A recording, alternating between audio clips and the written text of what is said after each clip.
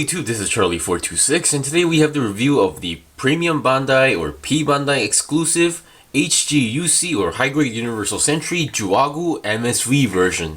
Now, this is what I mentioned on my last Gundam log. This is one of those uncommon or not well known P-Bandai exclusives, because by the time when this came out there was something big else going on, so nobody really gave a care about these kits. But I happened to get one myself. It's a good price, so here it is. Now, once again, this is a amphibious mobile suit, and it has a goofy design. I will admit that, but the fact that the design or the build is like really interesting, so that these are like one of the gold material kits for me to review. So now, without further ado, let's start with the review. Now, I will explain what you get. Of course, you get the Juaggu itself, like the different color version. You get a extra hand for weapons, which the only holding weapon you get is the heat saber, but in brown. Now, I believe if you buy the Zagok or Zogok or Zagok, it comes in, you get a black one or a clear version, so just letting you guys know. And in order to put this on the hand, you need to separate this part with the so you can actually take off or put the sword into the hand. So I'm not going to show that because there's not much reason to. What else you get is some stickers. Now I will explain what stickers that is required. I will explain what I used and what I didn't use. As you can see, I used most of it except for these gray ones.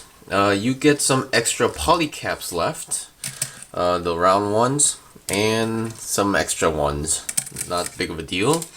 And for the you don't get exactly a clear piece, but more like a clear plastic sticker for the face, so I'll explain that later.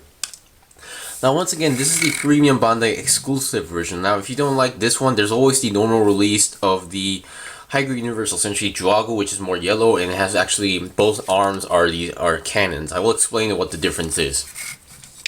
Now, once again, there is a normal version. The only difference is the color, okay, the color and the arm, which the normal version would have both arms would be in these cannon arms, while as the P-Bandai version has an extra arm that you can actually grab stuff. It's basically your preference, but if you can find this one, yeah, I think this would be a better choice, on my personal opinion as well, because I prefer this color as well.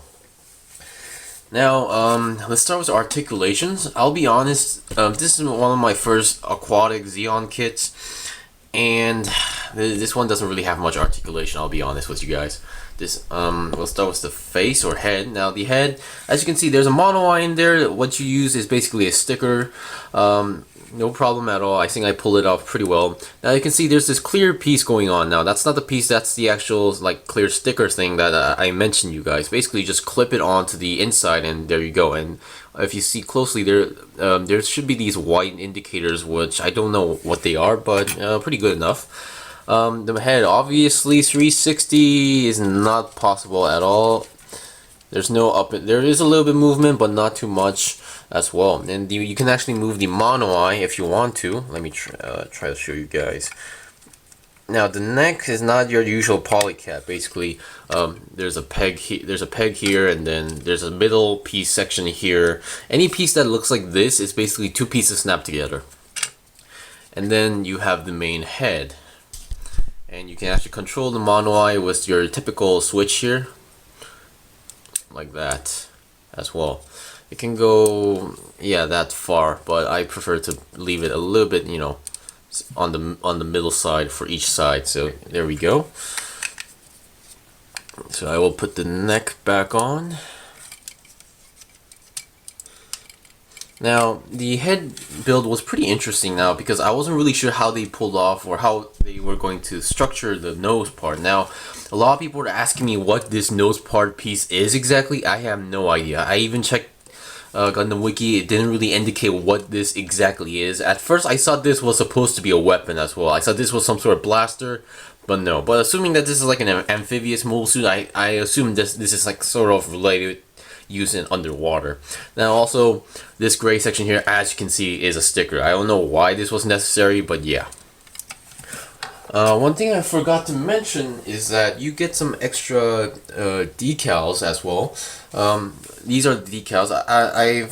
I'm trying to use some of them. I didn't use all of them. I'm still on the process, but yeah, I'm not sure if that decal was included in the normal version. That I'm not really sure of. Okay, the way how they use build the nose is that inside these nose is a cable. One of those cables I really hate that you see from the Silver Bullet, Kabakali, or Jastima, whatever. Basically, you fold them up into a U shape, and then you just build them up top to top, and then you just close it up inside the head so it doesn't fall off. And I say I did a pretty good job, because if you don't balance it, it will look awkward, but I think I pulled it up pretty well. So it doesn't have much problem moving, or it doesn't have any much weight issues as well, because it's one of those metallic wire things as well. Once again, this really looks like an elephant tusk kind of goofy design. It makes me wonder what the Xeon engineers were thinking when they were designing this. Now, as far to my knowledge, the structure is sort of partially based on the Akai. That I should at least mention that, because there's a lot of variations in terms of the Akai, Zagok, and a lot of stuff. So this is one of those. Okay, now we will look at the arms. Now, as I said, if you bought the normal version, you would have both of these arms, and you don't. For this version, you do not get any extra pieces for this arm as well. Okay, for the arm, I think I will go with this arm first. Now, the arms are pretty interesting when you're building it. When you're following the manual, you're not really sure what you're building. Good thing is that these cannons have each like individual articulation, so you can put it any position you want, and these are connected to a ball joint here as well. Also, those stickers I didn't use was supposed to be for these parts. Now, I colored them in a metallic silver. I think it turned out pretty well as well. The reason that even though I did use a sticker, I would still have 3 left, because the sticker sheet is the exact same as the normal version. So I don't get both of the cannon arms, so it's natural for 3 to be left over. Now, for the articulation on the arms, basically, it has your basic 360 twist. 360 is technically possible, but only when the arm is like outside. If it's like this, no, that's not gonna happen. This arm does not have any bend. Okay, the bending part is the cannon. So just letting you guys know. And the arm is connected to a peg inside the body. So no ball. It's not like a ball joint or whatever. Now for the other arm, pretty standard looking arm. You get an extra hand, open hand as well, and then it does bend, but barely. It's like less than 90 degrees. I say like 30 to 40 degrees bend, and it has the basic 360 spin twist, and then once again 360 possible, but only when it's like on the outer side. No, when like this. The body pretty clunky as well. These these mega particle cannons inside the red pieces, those are actually stickers. So I used all the stickers. Some went out pretty well, some did not exactly. I sort of messed up the process. I wasn't looking at the instruction manual clearly, so I messed up. But it's not that terrible. The body, actually, considering its design, it can actually twist. No, my bad. It cannot twist 360, more like 45 or 30 degrees. And that's it. No body movement. Not much body movement, like forward, backward, upward, downward. No such thing. Now for the legs were the most uninteresting part, because these brown sections, they're basically 2 pieces snapped together, and they can move like that. That's it. It can't go forward. It's just one. It's just stuck to one position. Even the feet are connected to a peg with a polycab, not a ball joint, so there's not much movement on the feet, so no bending. Well, and then the last thing we could check is the weapon. Once again, you only get one, and it's brown, which is a pretty interesting color. What you can do is take this out, and the hand is on a ball joint, and then attach it, and there you go. You have the sword, or heat sword.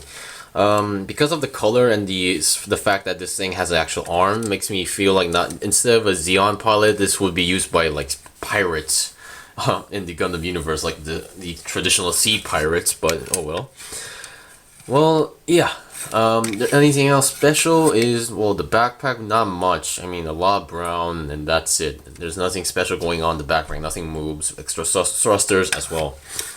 Well, yeah, that was it for the Premium Bandai exclusive HGUC Juaggu MSV version.